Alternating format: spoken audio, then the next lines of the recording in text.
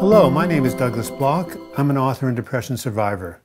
Welcome to another edition of One-on-One with the Depression Counselor. Today we're going to talk about the topic, how to respond when symptoms return.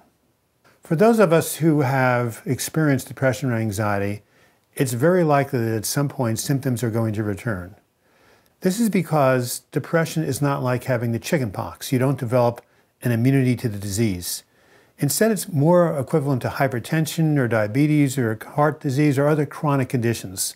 The symptoms will come and go up and down just like the tides of the sea. So when this happens, if you start to have symptoms, don't despair, because it doesn't mean you're going to have a major fall. It just means you're having a small lapse. Now, to illustrate this point, I recently received a call from one of the graduates in my depression support group.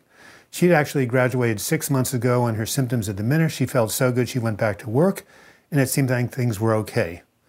But then I got a call from her and she said, "Douglas, I'm really starting to freak out because about 7 days ago I woke up and I started to feel bad again, a little agitated, a little down. I didn't know why. No bad events were happening. There weren't any triggers, but this has gone on for a week and I'm afraid I'm going to go back into the abyss."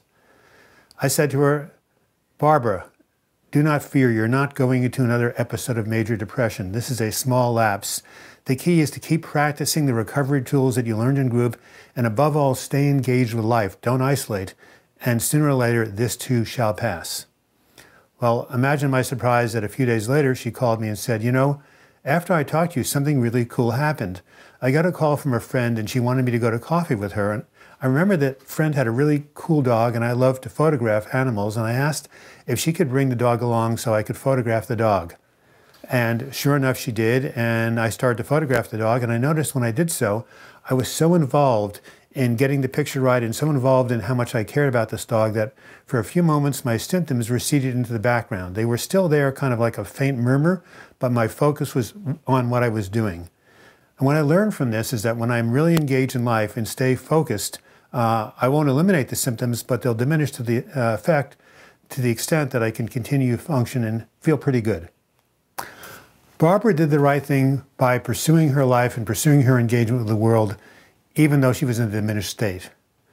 2 weeks later, she called me and said, "Douglas, I have great news.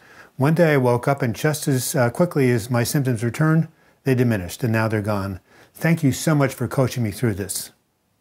So what's the moral of the story here? The moral of the story is that setbacks are going to happen. But while you may not be able to control what happens to you, you can always control how you respond to it. So with practice, your symptoms will become shorter in duration, less intense, and also less frequent. In other words, you'll be able to have your lapses stay lapses and not become relapses. And that is the depression recovery journey. Thank you so much for watching this video. If you'd like to learn more about my work, you can go to healingfromdepression.com. Or if you want to subscribe to this channel, you can click on the subscribe link during the closing credits. And until we meet again, I wish you the best in your mental health recovery. Thank you.